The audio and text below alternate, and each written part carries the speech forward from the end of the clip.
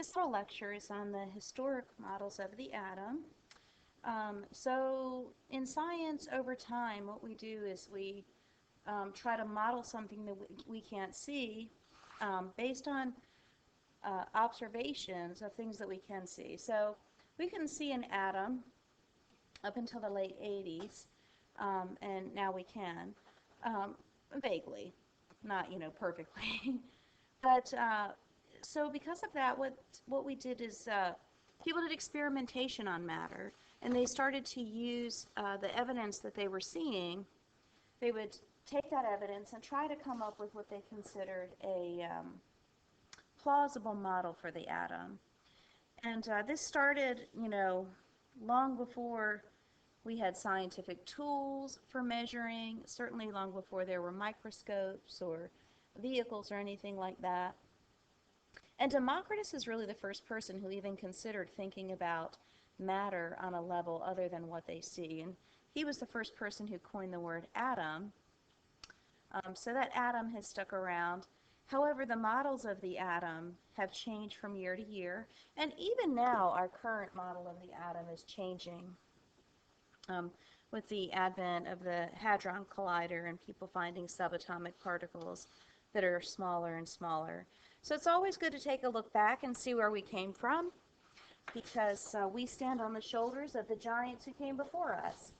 So with that in mind, let's look at basically 4 models of the atom that were proven to be incorrect eventually, but at their time were considered to be correct for the day.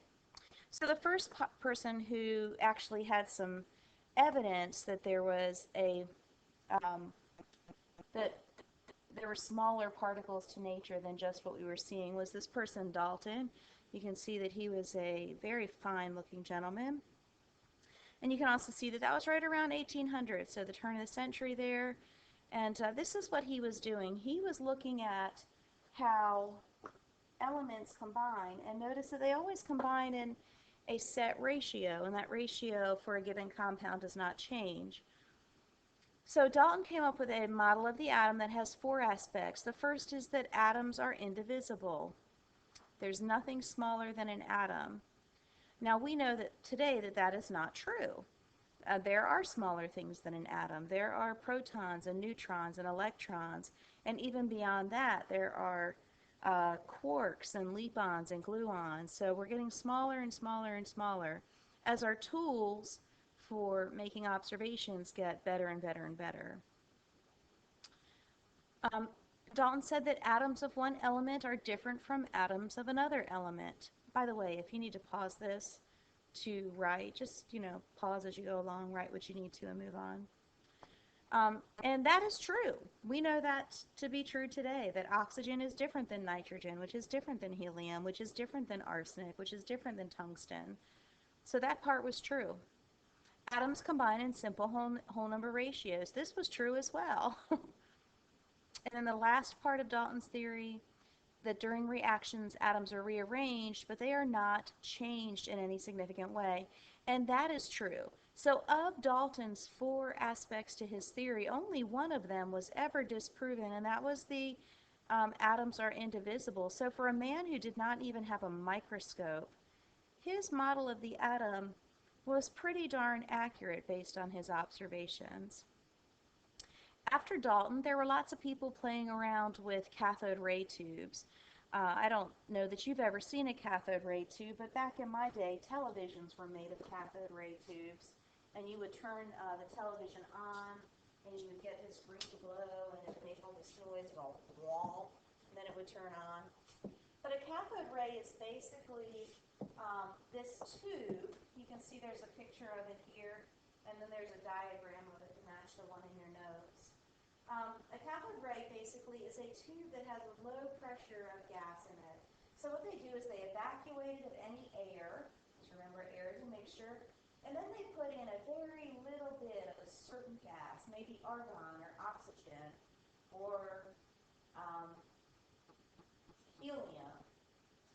And what they noticed was that whenever they did this and they ran electricity through it, a cathode would originate from the cathode of the cathode ray tube or the cathode of the battery, and it would travel to the anode of the battery. So what you would have is a beam of light, I guess is what they thought it was, traveling from cathode to anode.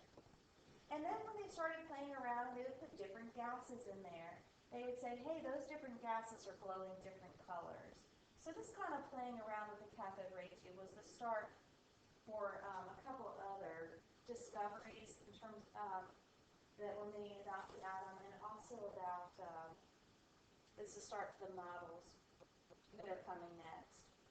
So cathode ray tubes were tested with magnetic fields, and there was a observation made that the particles were deflected by the negative plate. So they'd have their cathode ray that normally would come just straight through. They put a magnetic field around it, and what they saw was that the cathode ray then bent up towards the positive plate and down towards the negative plate, which gave them some indication about what was in the cathodes. Now, based on your sticky tape lab, you learned that oppositely charged particles attract, and similarly charged particles repel. So based on this information, we know that the particles in the cathode ray tube must be negative.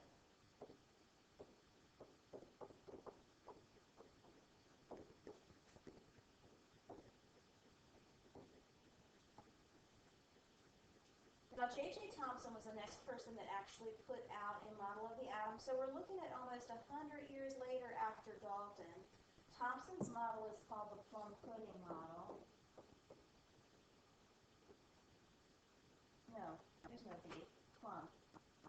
Like the plum you eat. Pudding model.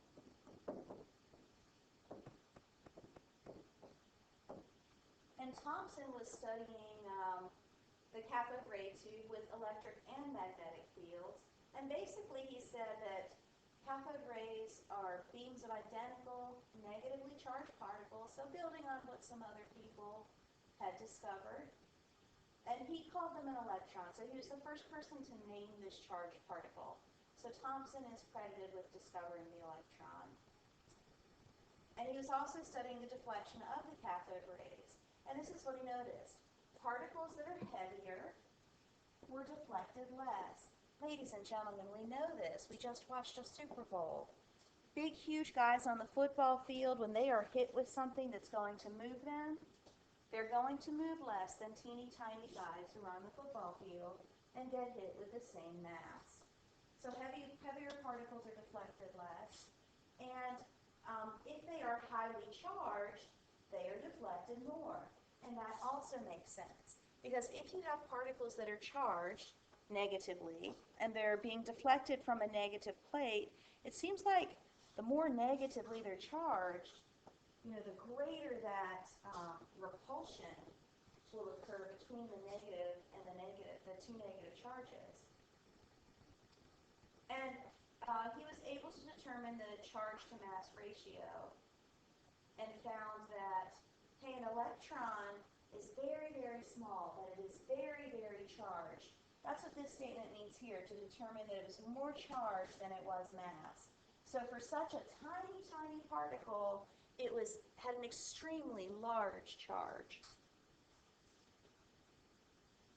The plum pudding model is indicated just like I drew it there, where you'd have a positive mush. That red positive mush was where he considered the positive part of the atom to be. And then Thomson said the electrons are just kind of sprinkled out throughout that positive mush. It's almost like you have a chocolate chip cookie and the electrons would be the chocolate chip parts of the cookie. No one eats plum pudding anymore, so that's a little bit dated. Now, Robert Millikan, he was a contemporary of Thomson's. He performed this crazy little experiment. I just love this experiment. Because who would think of this? So what he had was, so we're starting to develop a microscope about now. So what Thomson had, if you can picture this in a box, right, with a little lid and a hole up at the top. This portion of this might remind you of something. It looks like a perfume bottle. The real word for a perfume bottle is called an atomizer, which makes sense because you're taking that large liquid and kind of spraying it into its smaller particles. It doesn't quite go to an atom level, but it does make the particles smaller. So what Millikan was doing is he was putting oil in our little perfume bottle, spraying it over the box.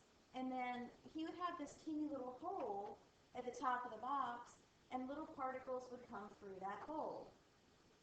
As the particles came through the hole, he would zap them with an X-ray to make them negatively charged. The X-ray is enough energy to remove an electron from an atom. And then he had this box hooked up to a battery, so there were plates, positive and negative plates, that were hooked to a battery. They're showing you this is hooked to the negative terminal of the battery and the positive. And then what he would do is adjust the voltage on the plates. And he would try to suspend that drop of oil right in the middle. I mean, we know it falls. Gravity tells us that something is going to fall down. But he was able to suspend it. And then he kept track of the voltage required to suspend the drop and the mass of the drops. And he was actually able to come up with the actual charge of an electron. This is a fascinating little experiment. So Millikan has this little box. The drops of oil fall due to gravity. We know that. The X-ray makes the drops charged. And then he measured the charge on the drops and the current needed to spin the drops. And then he used Thomson's charge to mass ratio to come up with the charge of one electron. So that's really what Millikan did. He determined how much charge is on an electron. We know it's a lot for its size, but how much exactly is it? And then Eugene Goldstein modified a cathode ray tube and discovered that there's a positive charge in that cathode ray tube, and therefore there must be positive charges in atoms. One of the neat things is that we knew that this electron and proton were there, and we knew that the electron was really, really small, and we found out that the proton is actually really heavy compared to the electron. 20,000 times bigger than the electron is the size of or I should say more massive, not necessarily bigger in terms of its diameter, but more massive than an electron. And then came Rutherford, and this is fascinating. Rutherford was a student of Thomson, and in 1912, Rutherford set out to prove his teacher correct. He wanted to prove Thomson's plum pudding model. So that was his mindset. And then all of a sudden, what he found is that he ended up disproving his mentor's model. No hard feelings, that's science, that's what happens. But Rutherford was using what's called the gold foil experiment. This is a little diagram of it. The video has a much better, they have a replication of it, which is actually pretty cool. So basically they used a piece of gold foil, so it's like aluminum foil except made of gold. And back then they would have never used aluminum foil. That was way too expensive. But gold foil was not. They shot positive particles at the gold foil and expected those particles to shoot right through because Thomson's model is mostly mush of positive, and those electrons would kind of grab that positive charged particle that they were shooting at it and push it right on through the electron. And that is not, push it right on through the atom. So that was the thought. You have this positive mush and these electrons. The electrons in the positive mush would grab the positive particle that was coming through the foil and push it through to the other side. So this is what happened. So they predicted the particles would pass through. 99% of them did, but a significant amount, it doesn't seem like 1% is significant, but it is, a significant amount were deflected. And he said the conclusion from those observations were, hey, the atom must have something in the center that is not only positively charged, but it is dense. It's really, really heavy for its size. So Rutherford's model has a positive center in the middle of the atom, and that is called a nucleus. And most of the atom is empty space. And he didn't say anything about the negative charges, the electrons. What he said was those electrons are outside of the nucleus somewhere, I'm not sure where. So this is kind of a representation of Rutherford's model. And then James Chadwick, 1932, so we're looking at 30 years later, they finally discover the neutron. And I've got to be honest with you, I have not found anything that talks about uh, the method of discovery, or what were the tests. And we really don't know a whole lot about the neutron, but it makes sense that it took a long time to discover it. Protons and electrons are charged. We can make them move because of their charges. However, a neutron is uncharged. But they're really heavy. A neutron has the same mass as a proton. And what we think the neutron does is that if we in the nucleus have a bunch of protons mashed there together, they're going to repel each other, and they will not stay put in the nucleus. So what we think the neutron does is that it provides some mass and therefore some gravity to the nucleus, which will hold those protons together and keep it from flying apart. So that is the suspected purpose. Of course, we do not know that for sure, but there certainly is evidence that would lead us to that. And one of the really cool things about this is that they call that force in the nucleus the strong force. It is so funny. It's just a funny little name. So just a summary of the models of the atom. This is Dalton's model. He was using mass ratios and compounds. Thomson's model separated out protons, or separated out positive and negative charges. He used the cathode ray tube. Rutherford's model used the gold foil experiment and had a concentrated nucleus with the electrons outside. The next model that we're going to look at is Bohr's model, which he was looking at emission spectrums for different gases, and he found that we have the positive center of the nucleus, but he said, hey, those electrons reside in specific places, specific electron shells around the nucleus, and we will get into that later.